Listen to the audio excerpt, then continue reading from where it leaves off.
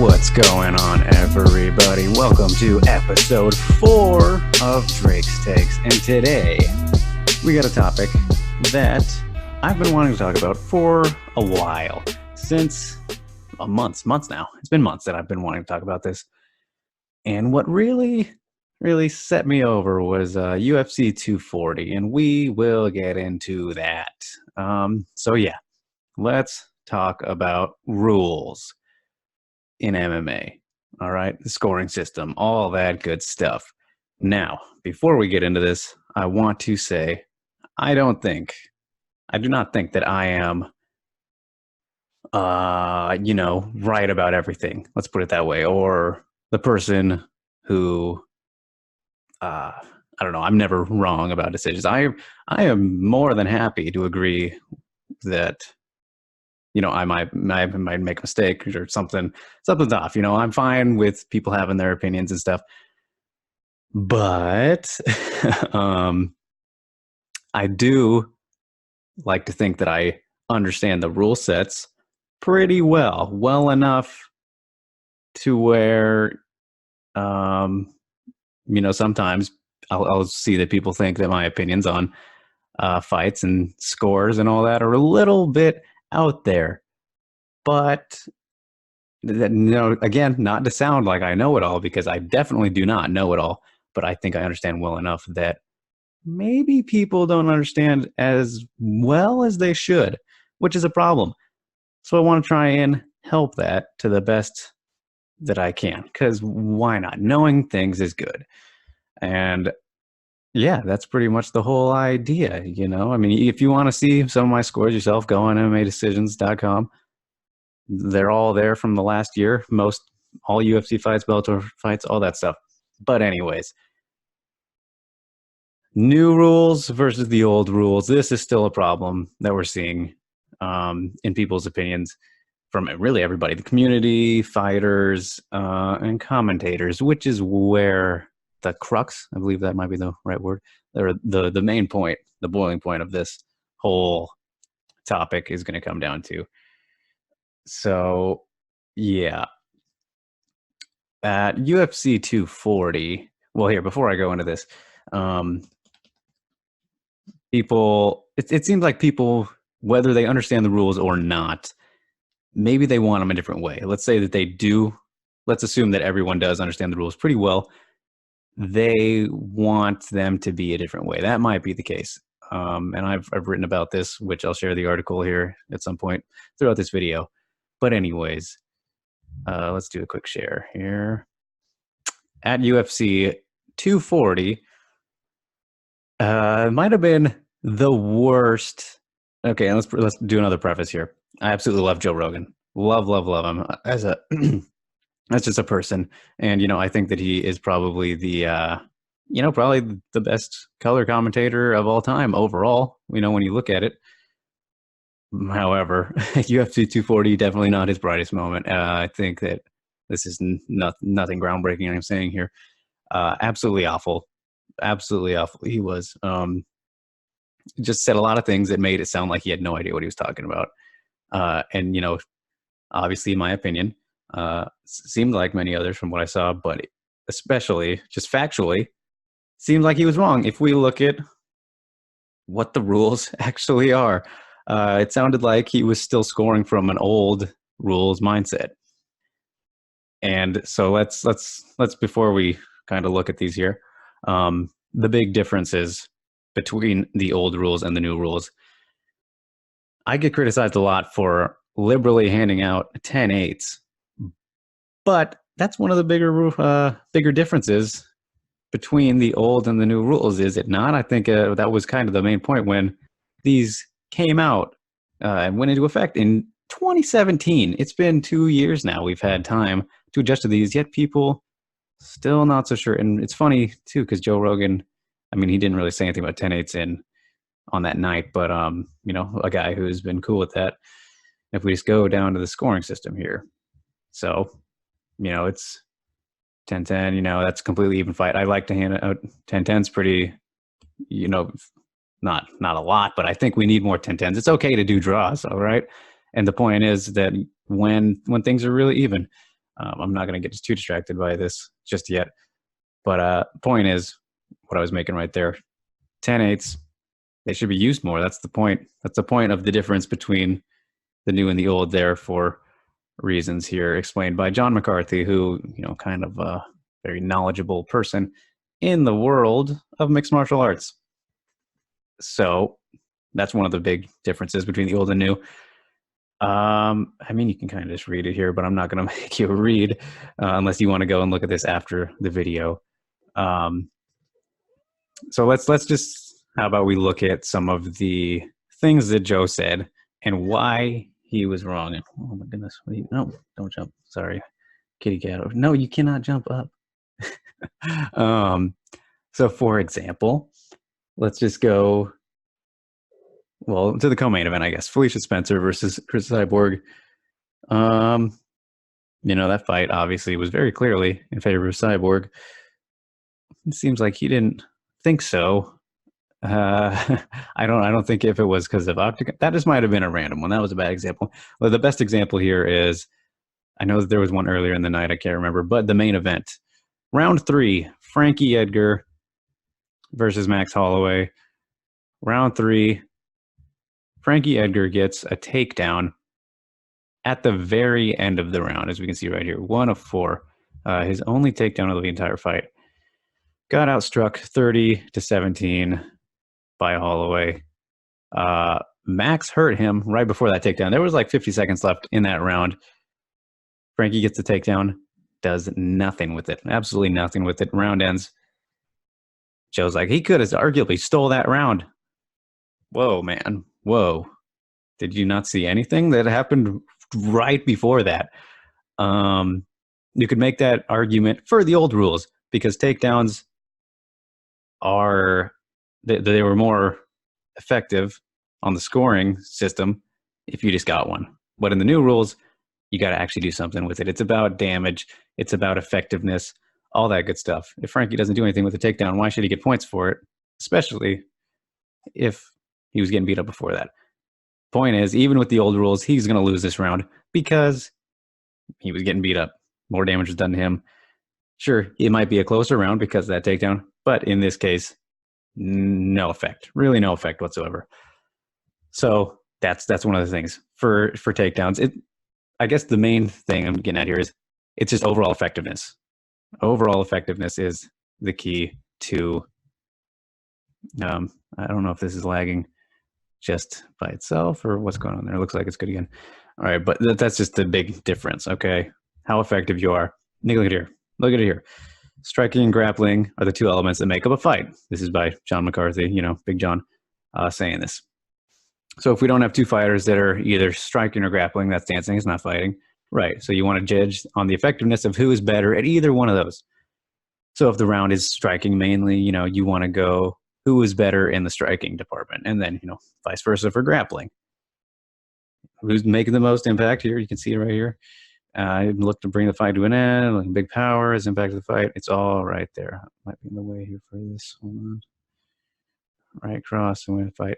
So yeah, it's whereas volume, like let's say more strikes, just in this example still with Holloway and Edgar, might be favored a bit more just because activity in the old rules, not so much how effective they were. So like look at Holloway, he won round 1. I'm pretty sure from what I remember that was a pretty clean victory overall. I mean, I know that this was a little bit closer on the actual judges' scorecards, but round 1, if I remember correctly, I gave that round to Holloway, and I think most people did. Anyways, point is, Holloway can land these less shots here, but they can be bigger, better shots. John says this perfectly here. Where is it? Let's see. I'm not going to... Oh, here it is. If you have one fighter that lands 6 jabs fighting a guy who lands one beautiful right cross, that hurts his opponent. That one person with the right cross is winning the fight under the new rules. More damage, more effectiveness. It's pretty cut and dry. I don't know how some people still don't really get what's going on there. Quality of strikes rather than the volume to be given more emphasis. So, as I said, old rules, not the case. Volume, more of a thing. But of course, how effective that was still a thing. It's just more emphasis. It says it right here. Control of grappling exchanges, given emphasis in grappling dominated fights. Of course. I mean, it seems like pretty obvious stuff, right? Success in grappling and striking exchanges to determine the winners of rounds. It seems basic, all right? I mean, it seems pretty basic to me.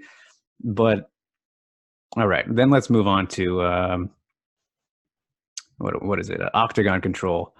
Octagon control is 1,000% a more important criteria under the old rules, but under the new scoring system, no, not really, unless absolutely nothing is happening, which I think that that's a quote in here too somewhere. Octagon control means absolutely nothing unless nothing is happening, so one guy is controlling him. And why should it? All right, let's look at that. Why should that matter? In the example of Ben Rothwell versus Blagoy Ivanov, which seemed like a pretty controversial decision at the time. I didn't think so. I thought that was the right outcome, and I'll tell you why. And I have told you why here on bjpenn.com. If you want to go and read Clearing the Air, what UFC Wichita really taught us, and I go into depth about pretty much everything I've said already, but we're going to talk about it some more because it's good to spread knowledge and all that good stuff. And again, not to say I know more. I'm just saying what I've read, heard, how the rules are stated and all that stuff. So yeah, anyways, what was I getting at? Octagon control. Why? Okay. People think, there's some people out there, reasonably so, think that it should still matter like it did in the old rules, the old scoring system. But why should it? Why should it when, okay, let's say in the case here, this isn't a great example because this was still a close fight, but the right guy won. But let's say a fight where, I can't think of one off the top of my head, guy's coming forward, or girl, the fighter's coming forward. That's all they're doing. They're coming forward at their opponent, but their opponent is just piecing them up. They're landing everything off the back foot. Okay, how about this is a good example. That's how a lot of Dominic Cruz's fights went, like throughout his whole career. And of course, most of that was the old rules, but he wasn't getting hit. So the octagon control was taken out of that equation there. But so that with the new rules, either way, why should octagon control matter if that person is doing no damage, not being effective whatsoever, besides coming forward and taking shots? And yeah, that's pretty much the point. Why should it be more? I mean, sure, you're trying to bring the fight, I guess, but you're still getting beat, you're still getting hit, and you're getting hurt, all that stuff. I don't know. It's a silly thing. I even mentioned it here. There's another good example. From Big John here, because he's the guy. He's the source. Sorry, but controlling the octagon, that word is killing me right now. Octagon does not give you the round. This is an example of Stephen Thompson versus Darren Till, which was also a very, very, very, very close fight. Some people controversial. I didn't think that Till won it either, and neither did Big John. Wonderboy landed the cleaner, harder shots in the first 3 rounds. Sad that people are supposed to know about the sport are lacking greatly in their knowledge of what is scored in a round. So this kind of circles back to the commentary issue with Joe Rogan. And I don't remember the commentary being too horrible in that one. I know it was Dan Hardy and John Gooden, who are usually pretty great. And I think that Big John even has talked about this himself, who is now a commentator, and pretty good one in my opinion. I mean, he knows what he's fucking talking about. The problem with commentary, though, mostly nowadays, is that it seems like people, the commentators, I mean, I don't want to put everybody, but I notice it a lot. They kind of, it's hard to put into words. They assume what the judges are going to think, what they might be looking at, rather than what the rules are, right? You know what I mean? That might not have been a good way to put it. But for example, I think that Jimmy Smith is fantastic though. Frank Trigg and Showdown Joe, I'm blanking on his last name, so sorry, Joe, love you. I think the rising commentators, Frank Trigg and Showdown Joe, can't remember his last name. I think that they're probably the best commentators in the business right now. Because it's always good to have someone who's a personality, fun, just a real kind of guy. That's the thing that makes Joe Rogan so great. He's just a dude who's talking about fighting. Trig's like that too, except when it goes to a decision, he's not like, I don't know what the judges are going to look at here or whatever. He's like, all right, if we go by the scoring criteria, which admittedly is different in Japan, um, as they score by rounds and all that, he every time pretty much breaks it down like, okay, so this is how the rules are read. This is what the outcome, how it should go. Not trying to like assume what judges will look for. Like we hear this all the time. Oh, the last thing they remember is what happened at the end of the fight or the end of the round. That's going to be scored more heavily. No, it's not. You got to look at everything that happened. Like if somebody did something at the end of the fight, it takes away from everything that happened before it. No, that's not how it goes. Why would it too? If you're scoring, especially under the rules in America and all that stuff, opposed to the fight overall, that's a totally different story. We're not going to get into that. And I know a lot of people like that better, which I have nothing wrong with it either. But if we're looking at how things actually are written down, it's not how it goes. So that's the problem. I think that uneducated, that sounds offensive. I'm not trying to, be that way, but just telling it how it is rather than, I don't know how to put that, but, you want to spread things to the audience to help them understand why something should be how it is, that kind of thing. You explanations for it, which Trig and Joe, they do very well. But it seems like with a lot of the UFC commentary, maybe leading the audience in the wrong direction, which leads to the backlash of, for example, Ivanov versus Rothwell.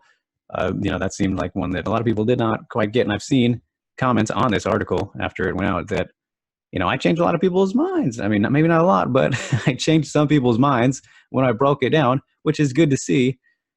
And I shouldn't have to do that. I mean, I'm totally fine with doing it. I'm happy to do that, part of the job and all that. But the commentary should be explaining it better than me to everyone who's listening so that they don't have to be pissed off or confused about a decision. I mean, come on, right? That's kind of the whole idea.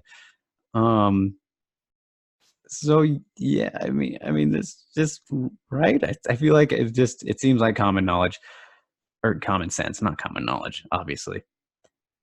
But the point is, I think that there's some kind of gap between people either not understanding exactly what the rules are or they want them to be a different way. All right, maybe they're not happy with the new scoring system, or maybe they just don't fully understand it. I mean, okay, here's another thing. Final thing I'll leave it here with. The fact that we're still using new and old in certain areas, that's a problem for everybody. I mean, okay, rules are this here, new rules in, Nevada, California, all the big places. Then let's say you go to somewhere like, what still has old rules? I feel like, I don't know, somewhere on the East Coast that they went recently, the UFC went, still had the old rules. That shit's a little confusing. And actually, I said Nevada, but Nevada, they have a hybrid now where the grounded fighter rule, that isn't in effect. So it's the new rules minus one of the rules.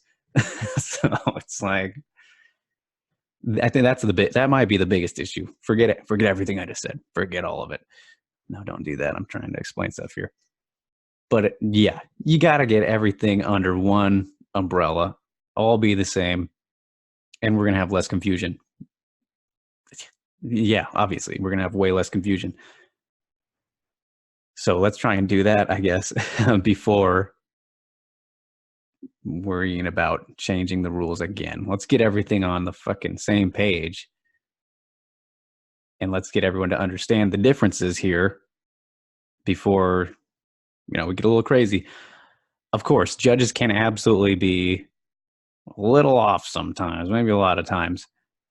But I definitely would not say I'm a judge, have judge bias or anything like that. But I agree with them a lot more often now than I used to, I think. And it's because, I've become more knowledgeable of how the rules go. And I like to know what means what. At least I like to think so. Okay. Um, yeah, I think that might be the gist of everything I've been saying here. Point is, don't get mad about something if you're not totally sure about it, I guess. I don't know. Make your own assumptions. As Eddie Bravo would say, look into it, especially when there's a close fight. That's a great time to always be like, okay, well, why did it go this way? Why didn't it go the other guy's way? Draw your own assumptions. Don't listen to the crowd, which is super hard when like I said about the commentary stuff, and then everybody else who's affected by potentially the commentary or just doesn't know. A lot of factors go into this. Point is, do your own research, draw your own assumptions, know things. try and know things to how they actually are. Don't make stuff up, I guess. So yeah, you guys, if you want to read this whole article here that I've been looking at, understanding the unified rules of mixed martial arts. This is from around the time that the rules came out, interview with John McCarthy. There's even a video where he talks about it here.